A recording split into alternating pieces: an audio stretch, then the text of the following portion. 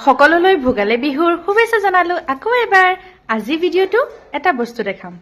খোৱা বস্তু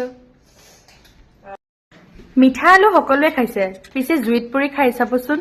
সঁচাই বৰ সোৱাদ লগা হয় দেই